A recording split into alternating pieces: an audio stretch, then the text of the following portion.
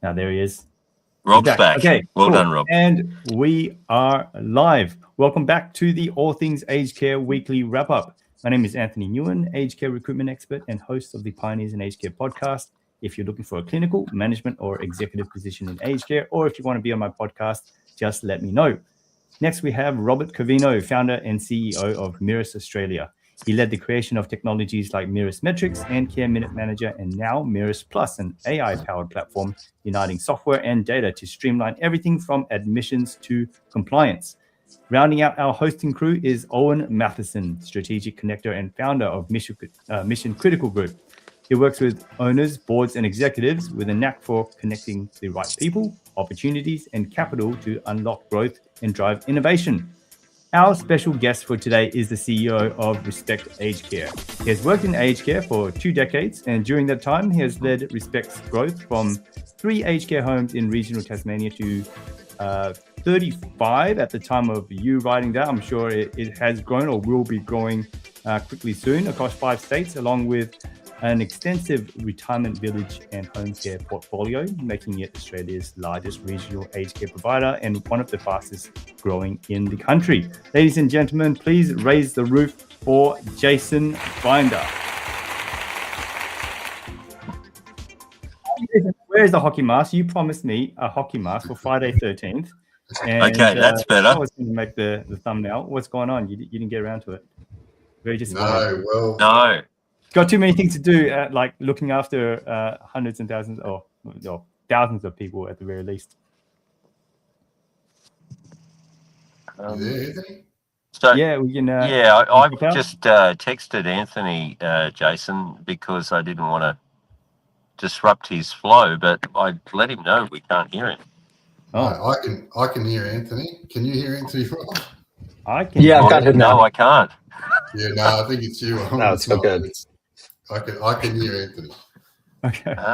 Well, now we figured out who it might be, but Jason, firstly, the hockey mask thing, that's a non-issue. I'll let you go on that. First thing I do want you to address before Robert jumps into his questions that he wants to ask you about your growth trajectory and the history of Respect. And obviously, if anyone wants to get some more info into the history of Respect and Jason's entry into the sector or into the organization, they can check out episode 42 of the Pioneers in Aged Care podcast. Plug for me.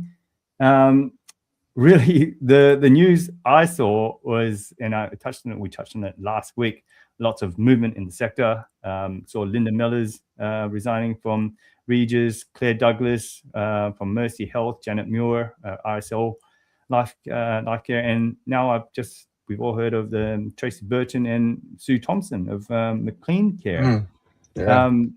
You're sticking around, right, Jason? I hope so. I have noticed a lot of resignations, and it's always sad to lose good CEOs from the sector. A few titans of the industry, yeah.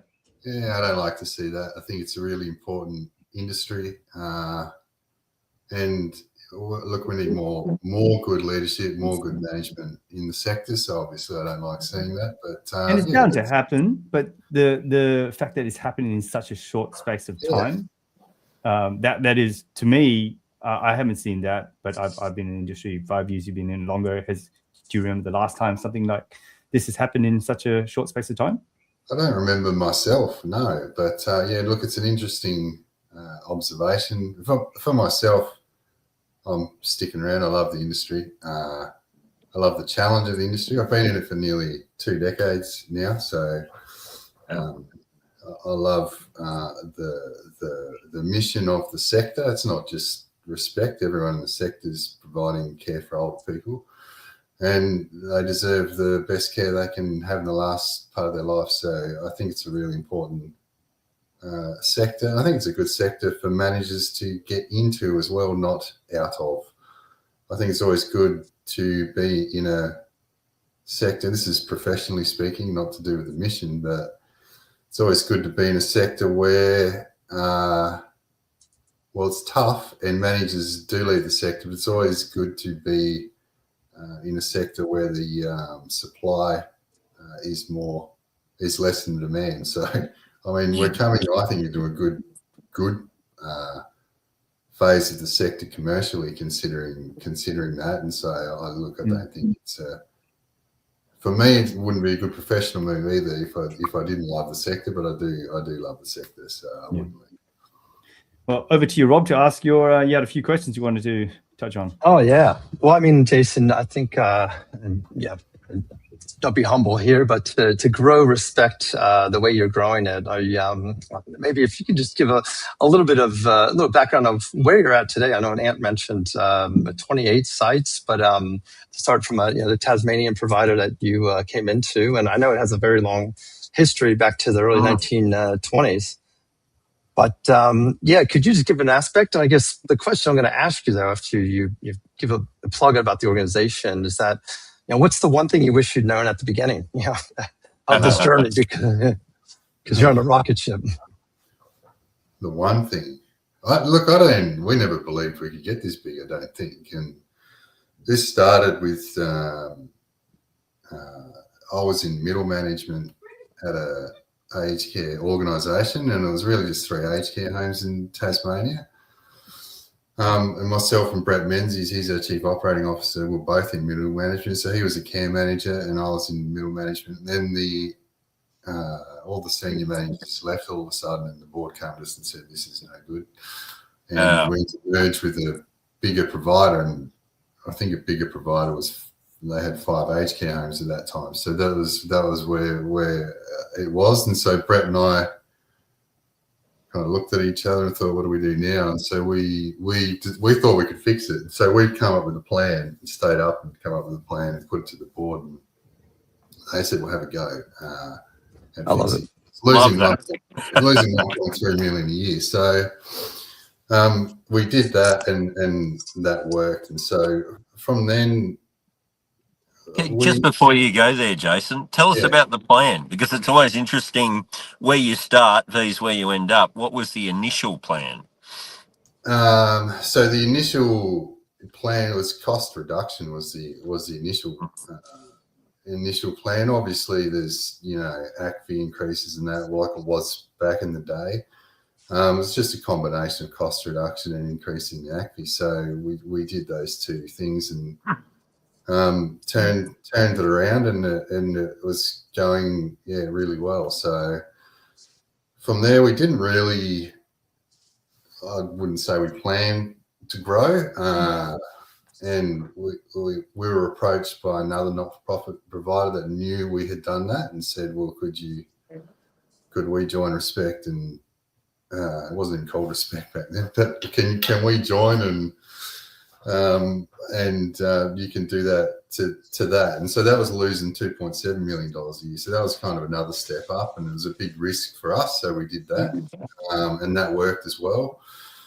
And then the growth was fairly slow. So in the start, it was probably 1 home every couple of years, then it was 2 a year, then 1 a year, and then 2 a year, and then like last year was 13. So it's been a lot of compounding growth. But if you average it out over that time, it's a 30% compound annual growth rate, which is the highest growth rate in the industry. And it feels, the 13 felt as much as the 1 back in the day, right? Because it was you're a different size, you're a different experience, you've got different resources, and so it's been an interesting ride. We've got 40 now, so 40. Wow, that's amazing! Congratulations to you and your. No, thanks. That's tell us about, you talk about 1 vs 13. Obviously, for those that aren't familiar with how acquisitions work and, getting that strategic plan right, and maybe share how important culture and systems and people are in all of that journey and how you've been able to navigate that. Yeah, I'll do that. I'll go back to the one thing I wish I knew at the start. I think it's it's that staff are really receptive to turnarounds and changes if they're involved in the process. If you're honest through the whole process and say, this is the whole situation, how it is, here's all the data. We can't keep operating this way. We've got to get to this blueprint, this standard here. And I talk to staff about making a profit every time that a site joins Respect. They don't. If you explain it properly, they don't. It doesn't faze them. So, like I think just being an open, honest, transparent process with the staff and taking them on the journey is really important. And at the end of the day, it's the staff that make or break anything. So I'm sitting here talking to you, I'm not giving care to people. And so the staff that are giving the care is the most important people at Respect, and then it works its way back that way because they are giving the direct experience. And an example I give to sites when they do join Respect is if there's 2 aged care homes in the town and one is flash and it's got marble and chandeliers and grand pianos and everything, and that doesn't have good staff in it, and the other one is just an ordinary home with amazing staff, where would you want your mum to go to? And they always say it's where the amazing staff are. It's not that you don't want good buildings, but like it's the people that make the care. It's not the building. Buildings don't give any care. Love that. And so, yeah, that's the one thing I wish. It's not that we didn't treat staff well. It's just that they want the same thing and we all want the same thing. And if you take them on the journey, it's so much smoother. It's a much smoother process. But I guess that answers almost both questions, does it? Well played, Jason. Yeah. You're efficient. You're very efficient, but with 40 plus sites now, you're going to have to be more efficient there. But I love, we had Calvin on from Doherty Apartments last Friday, or sorry, I was in the office this week. I'm getting confused now. But he was, he gave something similar. I love that story of, and to me as still working on my Australian, but coming over to Australia about 16 years ago, I love the Aussie have a go, and I think that's so important. And also, I mean, it seems to be a recurring story, especially in our field. But what do you think is the biggest misconception people bring to you about our field of aged care, like outside of everyone else? I mean, thinking about the cocktail parties, everyone in between. I think the biggest misconception from the outside is I don't think people realise how difficult it is to operate in this sector or to run an aged care organisation. Or you say that you run an aged care organisation, it's kind of like it's not as sexy, it's not respected as much as other organisations, but it's a tough and definitely rewarding industry to work in. I think people think you're giving out cups of tea to older people or something, and that's what you do. The convalescent home sort of So there's a bit more to it than that, Justin. Oh, there's a bit more to it than that. It's a very complex 24/7 clinical environment where you can't make mistakes, and also then the funding's tight, so you've got to have all the commercial levers pulled in the right direction. And you've got to be giving excellent care, and so it's a tough and challenging industry, but it's great. Yeah, I love when I hear these stories about clinicians who come in from the acute sector and they ran the emergency department at North Shore Private, and then they get in and basically the end of the first day they're just wrecked. They're like, what just happened to me? I don't understand this. And I think that's so spot on. I mean, that sleepy industry that everyone thinks it is, it's actually, you have to be across everything clinically. I mean, you have multiple organs, multiple systems, all failing, and residents and, at all different stages of that versus a trauma unit, or you're really on a different mindset of just fixing and then moving on to the next area. And I think, I think also we need to help our clinicians bridge that gap, because coming back to maybe where they would, things they would know to start at the beginning of this is I'd like to challenge how we can help them and, create the RNs really and prepare them for this new world of aged care, because I see that as probably one of the biggest, challenges our industry will continue to face as we, have a skill shortage of just people to service the aging Australians. But what are some of the, I guess, areas and strategies that Respect's looking at for, even some of that workforce side? And you could even go all the way into robots and what you think Tesla and that's going to shape. But because I think that's going to be our immediate challenge, is that access to good quality people to help a 40 plus site provider as well as those other providers across the country. Yeah, well, we need to almost double the amount of at least residential aged care. Not just residential aged care. I mean, home care obviously as well is support at home. Yep. Yeah, massive issue getting staff into that. Into those roles. So it's challenging now, let alone what we need in the future. And so we can look internally, and we try to do that as much as we can. But I think the answer is certainly international visas, and I think making that a smoother process would be. It's pretty good for non-clinical care workers, but for registered nurses, it's difficult to convert their registration. I think if a person can demonstrate, I'm not saying not to test them thoroughly and rigorously, but if they come from a country that isn't Ireland, New Zealand, Canada, America, countries where I guess there's not much wage disparity. So what's the motivation to move to Australia, let alone where we operate in regional areas? I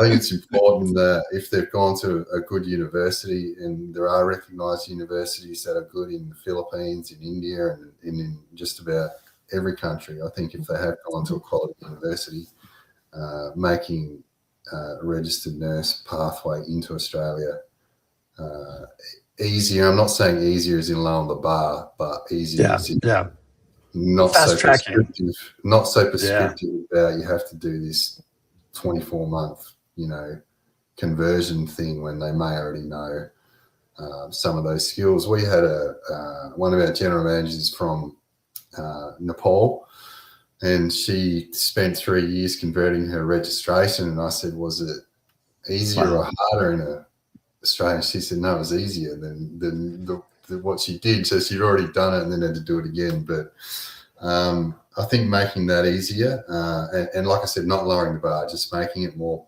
pragmatic for people to convert their registration is super important for us, instead of scrapping around for registered nurses, which is not going to be sustainable, I don't think, moving forward. No, it's a unique skill set, and I've seen it play out, and even some of the most qualified acute nurses come across, and they're even struggling to try to get their head around it, let alone a new grad or even someone who's quite new to our country in that field on that front.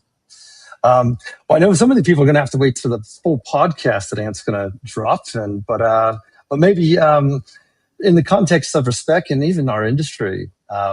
What legacy do you want to leave? Because you're on an amazing track, and I think where to from here? I mean, you're in sights with the Opals and the Estias in terms of the resident counts and growing.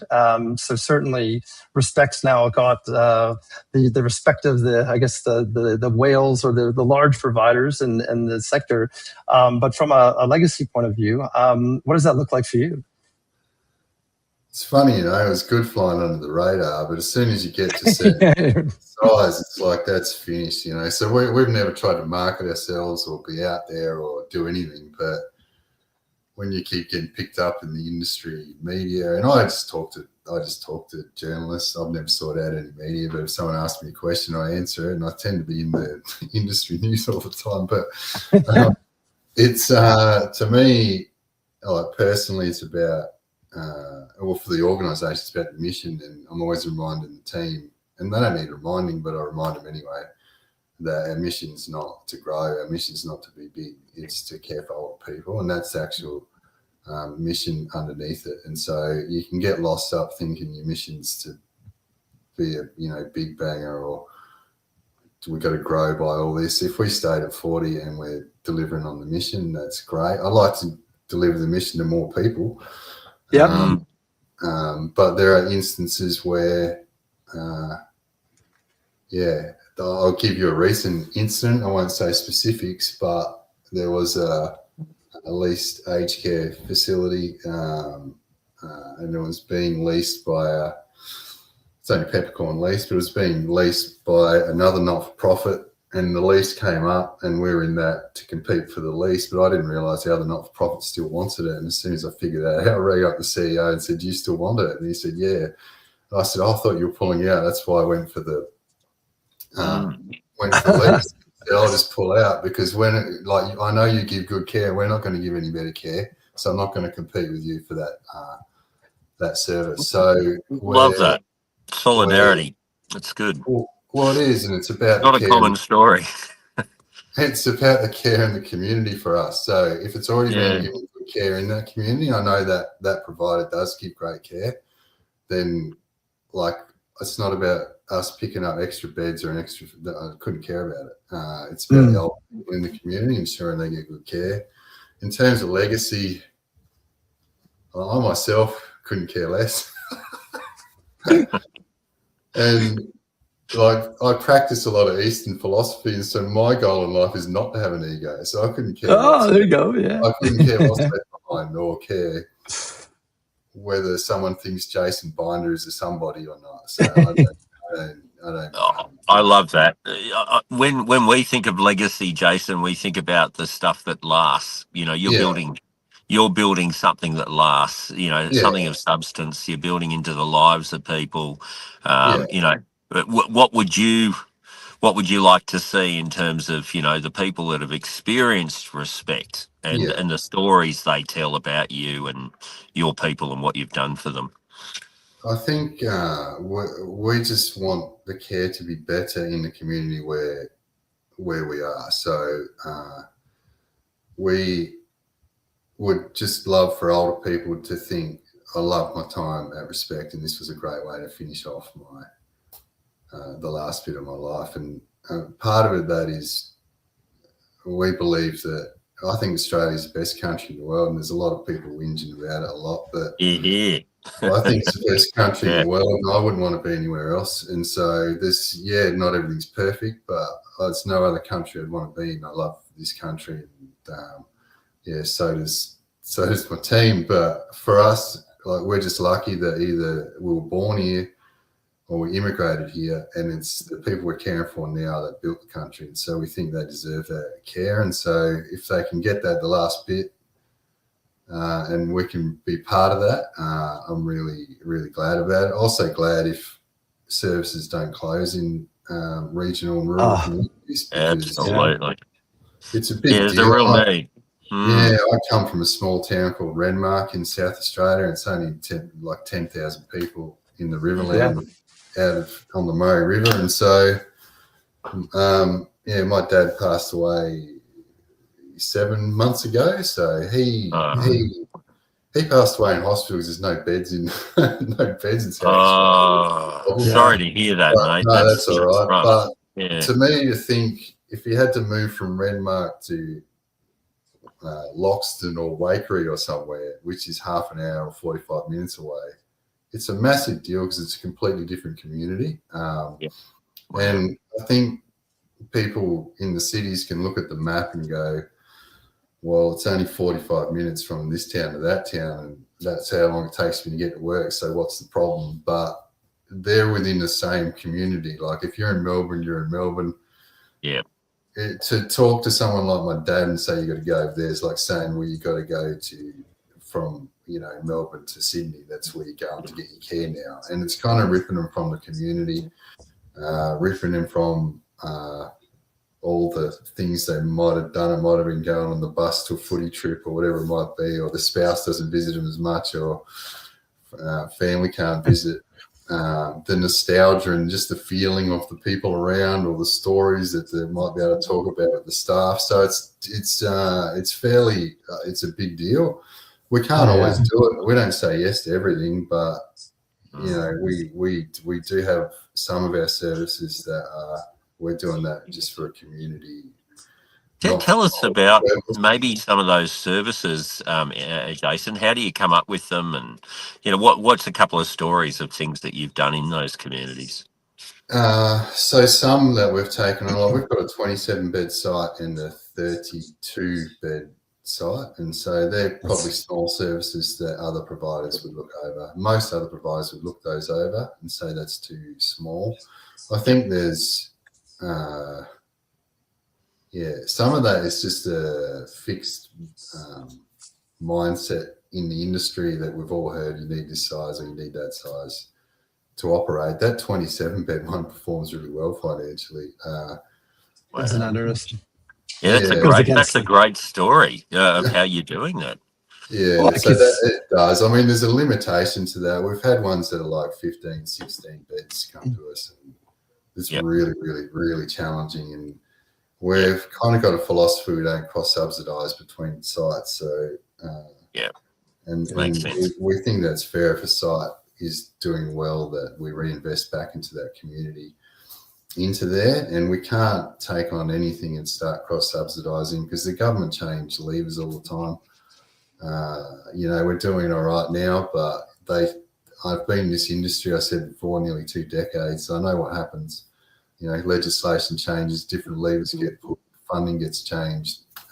Swap out, Aged care's a priority at the moment, and it's a community concern. I've been through a lot of times where there was just no one cared about it, and it may go back to that, and it may go back to different things. So we've got to make sure that we protect the organisation long term as well. So we can't take on anything, but I'd love to take on anything and make sure the older people in those communities don't have to move. But well, you got South Australia is looking. So you can see the team put some chats in the marks. The $250 million aged care loan scheme in South Australia. So maybe we can get a hold of some of that. That's great. But I think, to your point about your father, that is becoming a national crisis. We've had big issue, and I think also we're here also because of the fact that we've had a good 5 years of tinkering around that's really led these capital investment strategies to hit pause, because until you got the playbook and what government's going to do, like, why would an organization take those risks with all of this? But now we're dealing with it. What's it like in Tasmania? What are you seeing with some of the other areas? Because I know we have Wollongong up here is probably one of the worst that we've been hearing from Mark Sewell and Nikki Sloan and the teams. But what's the situation down in Tassie? It's starting to get not good. So the 2 oldest states are Tasmania and South Australia. Tasmania's the oldest state. South Australia's the second oldest state. So I think Tasmania, the average age is 42. Yeah. South Australia's 41. Other states, they're like 36, 37, like around that is the average age. So we've got the oldest populations in South Australia and Tasmania. You can see like South Australia is hemorrhaging right now. The SA Health has rented out the Pullman Hospital and the Pullman Hotel, and they're essentially running that as an aged care service because they're trying to decant people from hospitals. So I would say it's a crisis in South Australia. Tasmania was always traditionally considered overbedded, so we were 2 or 3 years ago.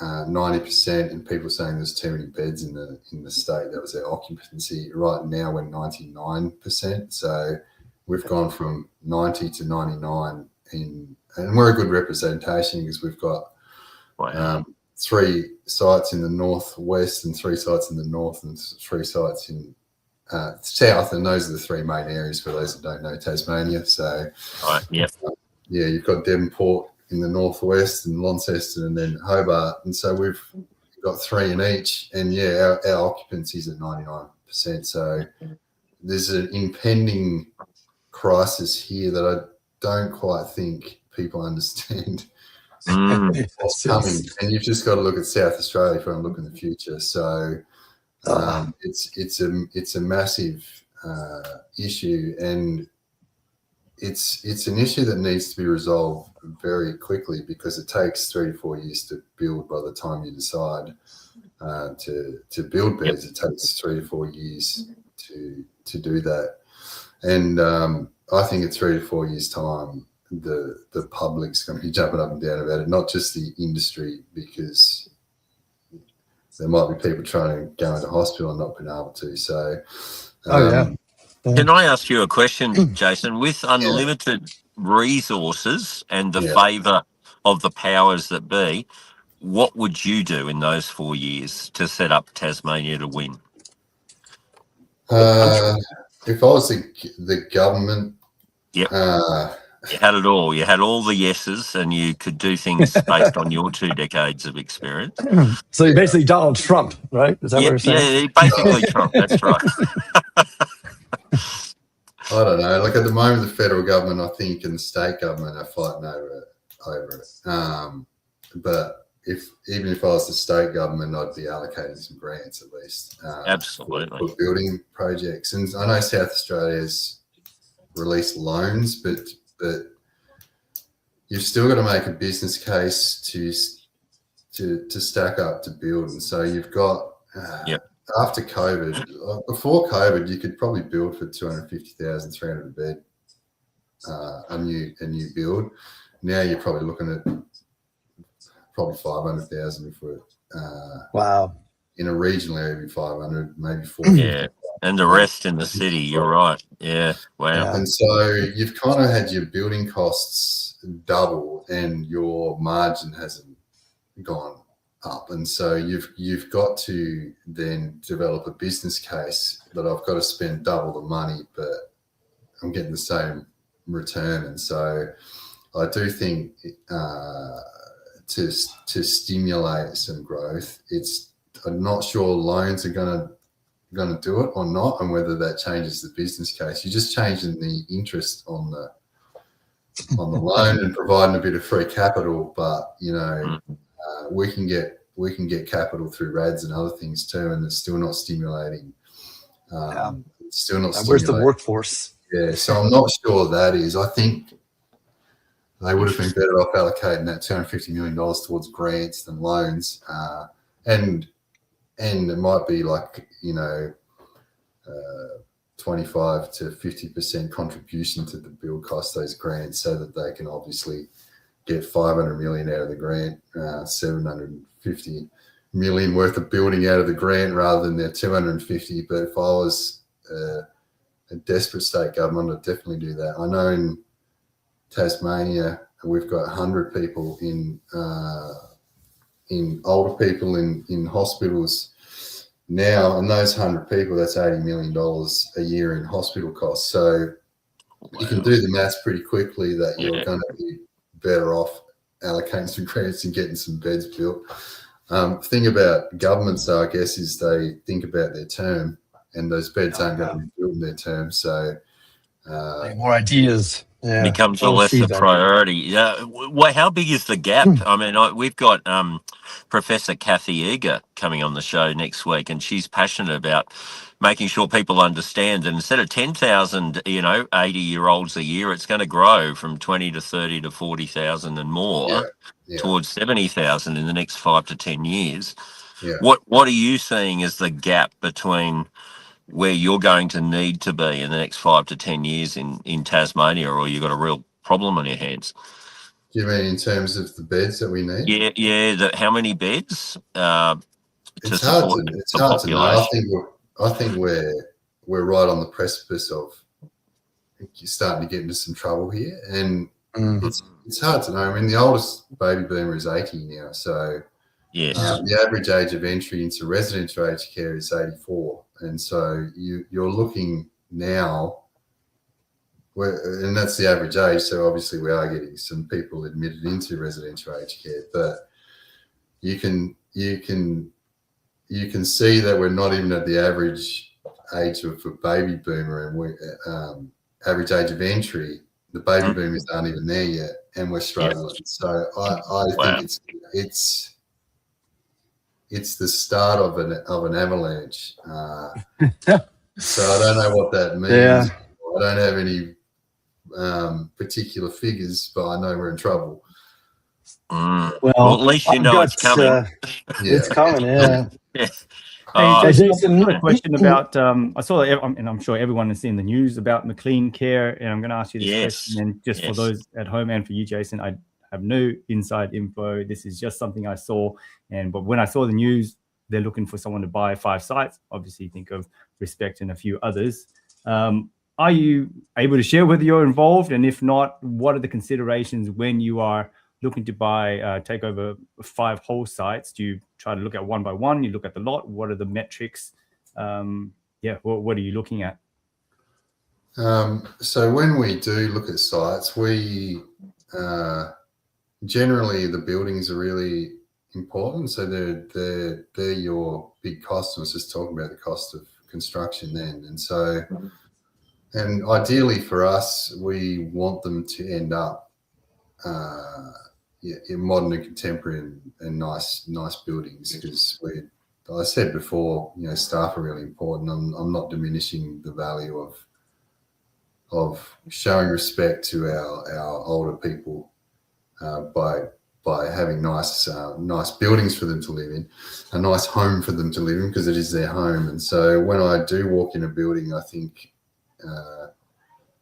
about if I was walking into this building, my aged care facility, and I was helping my mum decide if this was a nice facility. That's the kind of frame of mind I put in. Great frame of mind, yeah. And so they need to end up like that eventually under our portfolio. And so and they don't have to look like that at the beginning, but there's things that cost a lot to fix, and there's things that don't cost a lot to fix. And so if you're walking in and there's wide corridors and there's single room and an ensuite, and it still all looks shabby and stuff, you're not going to have to bash out walls and start mucking around with everything. You can kind of give all those type of buildings a facelift. So that's not. I'm looking at the framework of the building mostly when we're looking at them. What the building's like, and even if it's a shared bathroom, you can still, depending on the design and shape of the building, you can configure it differently, or take out a middle room and put bathrooms in there to make it private ensuite. So generally, I'm looking at the building and what that looks like on site. Obviously, there's got to be a match with us and the provider too. Sometimes we have not gone ahead if there was just their board and us just don't match. We just don't go ahead either, because it's really important to us that's a handing over of a baton for us, because if it's another not-for-profit organisation, they're a community. Sorry, Jason, I'm going to ask a stupid question. Yeah. If the boards don't match, I thought if you're acquiring an organisation, doesn't that existing board move on, and then why does the board need to match? Do they still stay involved in some way? I think because they're small communities, I don't want to be dealing with a board that. Yeah, you don't want a hostile takeover type of situation. I don't want that, and I don't want. No, you don't want that. You're trying to preserve their local legacy and make them feel comfortable, aren't you? Yeah, and I like the previous board to be happy that respect is there and that they've made that right decision. And you could talk to any of the previous boards from any of ours, and I've got great relationships with them, and they're glad that they have approached respect, and so that's really important. Maybe, Jason, how do you do that? Because that's good for all the community operators out there to know how you approach that, to show them that you'll embrace the ways that they did things and that were unique to that community, like you mentioned with your dad and him growing up in a certain community. Yeah, what's the sort of strategy or the approach where you get them and would make them feel heard and included? And it's not barbarians at the gate, is it, Owen? That's not probably I think, like, generally we're both wanting the same things, and so we're aligning on, we want excellent care in the aged care home. Obviously, if we've said we're going to upgrade the home, they're happy about that too. It's always good for the community to know, okay, it's joining respect, but it's going to be upgraded as well. I think that's always good for the community. The staff, like I said before, are integral to it. Like, they are out in the community, they are talking to people, and it's really important to engage the staff through the process, so they're not out in the community saying, gee, it sucks that respect took over. So those type of things are super important to do. And as well, it's important to make the the home profitable, because if the home's profitable and the community wants something, or the staff want something, or the general manager wants something, they can have it. And it's a much more positive environment when they're like, hey, the residents love a pergola over there, and we'd love to put this in here. And we're like, oh, go for it. It's a much better environment than, hey, you're not where you need to be yet, so we can't do that. And so profitability is important for that, to keep the positivity, sustainability too, and for the staff that they ask for things or they suggest things and those things happen. I think it's really important. Jason, there is one thing just before we go into the open mic, because we've probably got people that want to join and share and have some few questions for you. I did notice. Keep going. I did notice that we've got there was an announcement about you joining the Aging Australia board. Tell us about that, the process. Did you go looking for that because you'd like to be a part of that, or how has that come about, and what do you see as the opportunity there by joining the board? A few people suggested I should apply, so I did apply for the position, and it's a unified peak body, which is really important. I think it was detrimental to us that we had two. We had laser and we had AXA in the day, and I got confused. The power got diminished and the influence got diminished. So I think it's really important that we have one peak body. I think they've done a fantastic job, and I think Tom's done a fantastic job. It's only been 3 years, but there's a lot happened within Aging Australia, and I think there's a good balance now between getting your point across and having influence, and not just banging your fist on the desk and demanding things, and then the government kind of they don't want to meet. They shut the door on you. So I think there's a good balance, and there's a good push, as much as we can push to do that. And at the end of the day, again, if I can be part of an organisation that we help with the policy settings and the environment for our older people in the country to receive better care, then I think that's the motivation for me to join, is to just be part of that. Love that you're joining for the right reasons. It's not about position for you. We've got that from you from day one, that you're just there to serve, and that you'll be a voice for the residents, that their concerns will be heard. And and it can't be about respect or me pushing respect's agenda. It's not about that. It's got to be about older Australians, and it's got to be about the getting the settings right for older Australians. So Jason, I got a question for you. One probably, for Ant and I as well, who are in the sector too, that that look up and see a lot of these the business moving. But what's one thing that you think I'm doing wrong that I could fix? And Ant, maybe you want to extend that to him, because I'm always intrigued to continue to engage and hear the conversations and also the perceptions of the different businesses that we sort of circle around in our sector. So there's something wrong that Mirus is doing, or? Or what do you think we can do more to fix, or where would you be guiding us as an executive to focus more of our effort and to focus our time based off of what you see and also what you perceive of Mirus's activities and value in this industry? Well, if we had Jason as an advisor, what would I think you waive your rights to whatever Jason will say now, Rob. I think it's different for every level of the organisation. You've got to solve people's pain points, and so love that. And Brett's our chief operating officer. He's got different pain points than I do. You just hand it over to Brett. At some point, let's talk about Brett as well after this, maybe, and just how you guys complement each other. Yeah, we do. And so I'm Brett's pain point, probably. So there's but then we've got the CFO pain points. So there's different pain points for different people. I guess as the CEO, the pain points.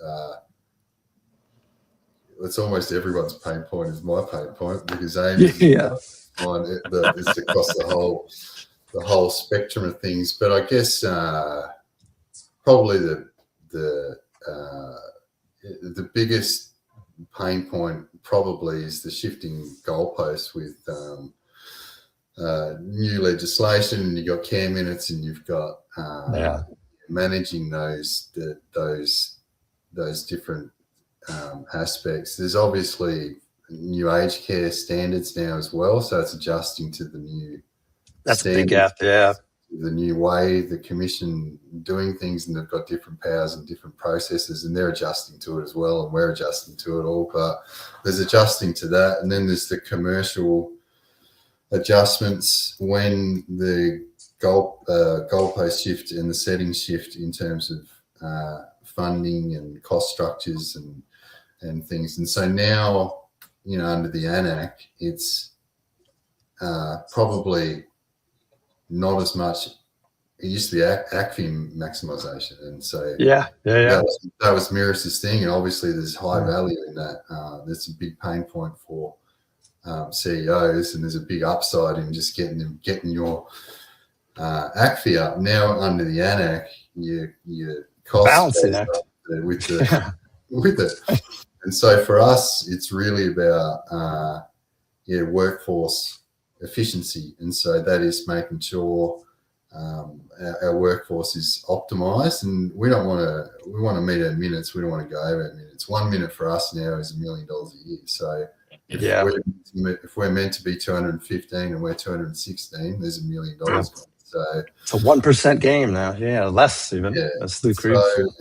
So it ends up, and that's all. Your staffing costs are always your biggest cost too. So in aged care, so the government made it a bit harder to manage that, because some of our sites are really efficiently designed, and we used to design them efficiently because that would mean that cost would lower, but now it doesn't lower. Yep. So it's about managing those minutes and the efficiencies within it, and I think that's probably a big point.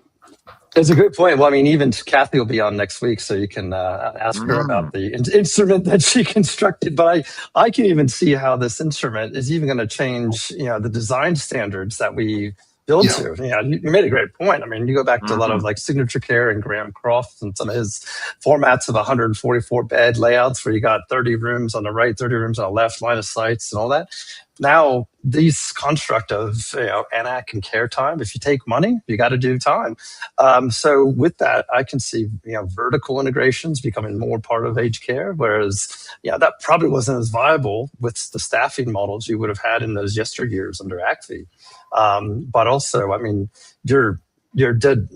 Right. There are so many transformational aspects happening at an industry level, let alone what you're going through with organizations and adopting them and transforming them into respects ways of working in care. So it's almost like you've got the double hit happening at the same time within these services that are coming online, and learning about new platforms and systems and policies and procedures, as well as what the government has been doing. So I really feel for you. And I think this is a case study that can really show that I've never seen, and having a career in management consulting and business transformation, which is what led me into aged care, helping set up Opal and watching that, and also feeling fulfillment out of that. But that was just an organization going through its own transformational journey.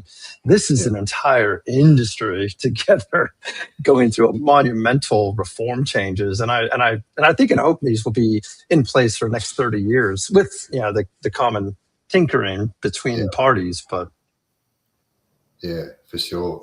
Interesting on your building comment there, and like something I've deliberately said to our board, because now we can have different building shapes, and there is a push for small household shapes, and I think the national design principles are partly based around small households, but there's still a trade-off, because like I said before, we had efficient buildings not all of them, but when we were building, we designed them efficiently. When we're extending or modifying, we design them efficiently. And so that would mean, well, we didn't need as many staff to provide the same care. What it means now is that we've got more staff real time with residents in those buildings. And so they're not walking around wasting their time. And that's all counted in minutes, all that walking around wasting time. Yes. So if we shift our building design to be less efficient, that is a direct trade-off to the real care time the resident is getting. And so at the board level, we're very cognizant of the trade-off. And so we won't go building small households, because at the end of the day, around 215 minutes will not be as much care as in another building. And so, and look, I always say to baby boomers, I mean, there's a lot of criticism of the buildings, and I think that's the industry not being very creative about their buildings. And I always say to because I say I hate to go to a nursing home, and I say, how would you like to go to a care hotel? Oh, I'd love to go to a care hotel. And That sounds good. It's not a different building shape. I think it's the way we've designed them, the way we've fitted them out, the way we've furnished them and interior design them has been really poorly thought through. And so I don't think it's the shape of the building. I don't think there's anything wrong with the buildings. I think it's the creativity that's gone into those. I don't think has been very high. So the sizzle, as you said, you got to put the sizzle around it. It's like I remember a story in Chicago when after Jeannie, a friend of mine, invited some ladies over to our apartment, and in the lower level was like a wine cellar room. It was gorgeous. It was like really cool. And he introduced us saying, "Do you want to go back to the basement after this?" And I just looked at him like, and my other friend didn't hear the conversation, and he reframed it for them and said it. And then they're like, "Oh yeah, that sounds much better, a wine room."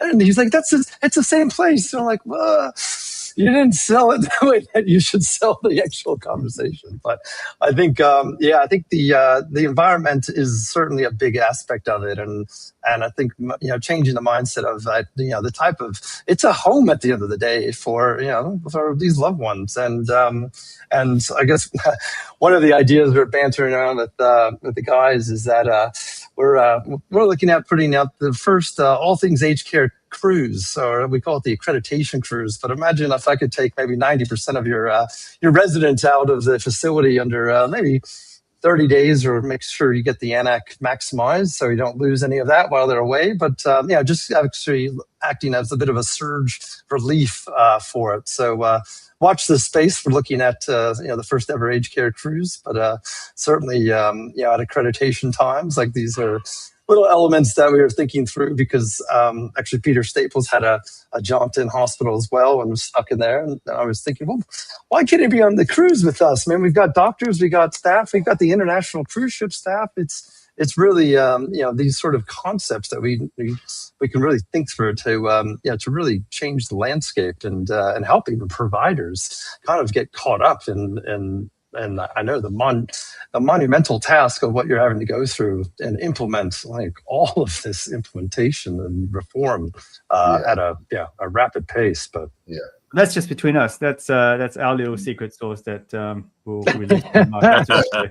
Don't tell anyone else outside of these viewers. We'll Jason, bring some back too.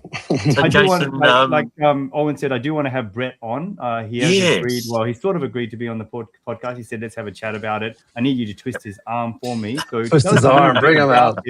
But not bring the pain. You're a pain point, Jason. Just don't tell us enough that people wouldn't watch the episode. It gives a little sneak peek of what that episode would look like. We got to send some virtual beers too before the shows. We go, did you get the beers at the other office? And they're like, yeah, there you go. It's Friday afternoon. What was the question, Anthony? Tell us a little bit about Brett. Just a little bit, not enough that people wouldn't watch the episode. Look, Brett's he's been my right-hand man the whole way through. So I've got a good financial, commercial business brain. Brett is he's a caring person, so he decided to be. He was deciding. Well, he started as a personal care worker, so he was doing personal care work. Right. As a personal care worker, and because he had a sort of gap year in his school, then he was deciding, do I be a lawyer? He thought it's what it's going to be, and he ended up becoming a registered nurse because he loved caring for older people. And so I always tell him that was a good idea because he would have been an ass as a lawyer, but so he would have been a real, a real piece of work lawyer, I reckon. But he loved caring for older people, so he got into the industry. So obviously he's very passionate about the care side of stuff and getting that right, but also he understands the operations because he's been a care worker, he's been a registered nurse, he's been a care manager, and he didn't start his career in the corporate office either. So but Brett's been with me the whole time, and in the early days, I was saying we're doing turnarounds. It used to be me and Brett going to the site, and so we used to do that ourselves, and we'd be months at a time at sites doing it, and Brett would be managing it. The first one we ever did, we were at a site, and Brett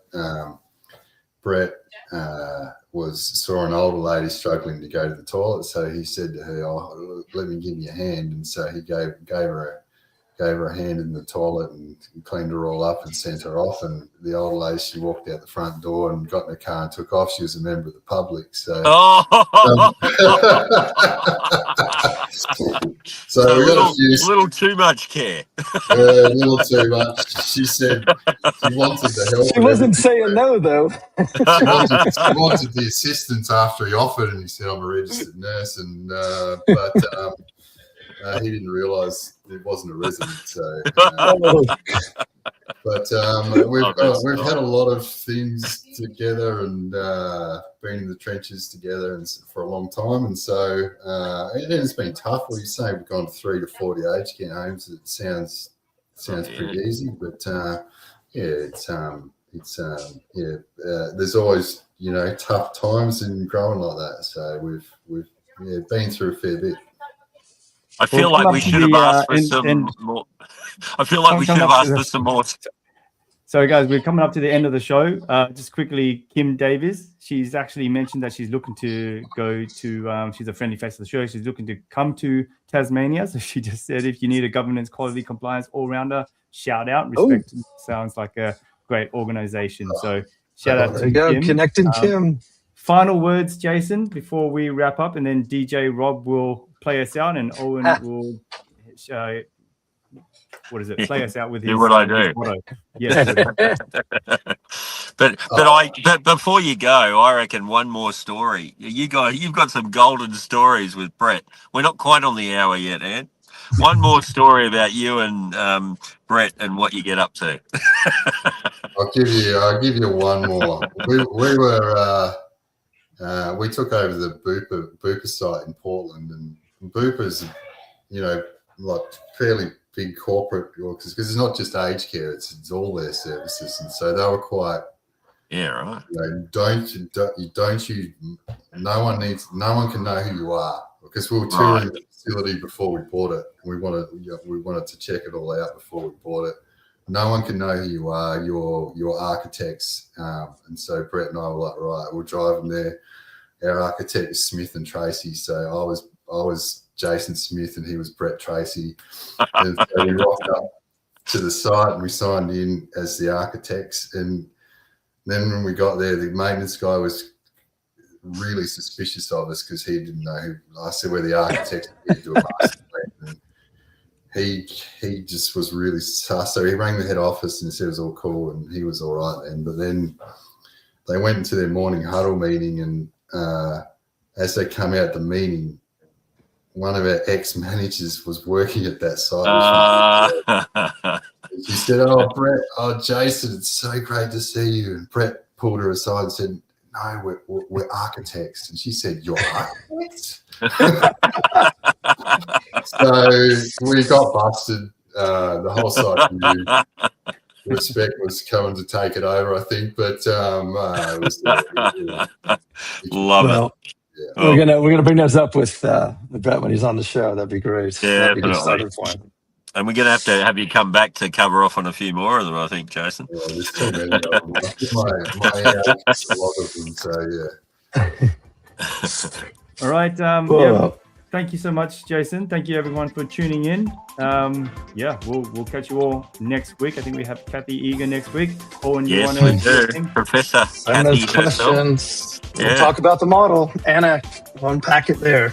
That's right. And don't forget, one for all and all for one things aged care. Age care.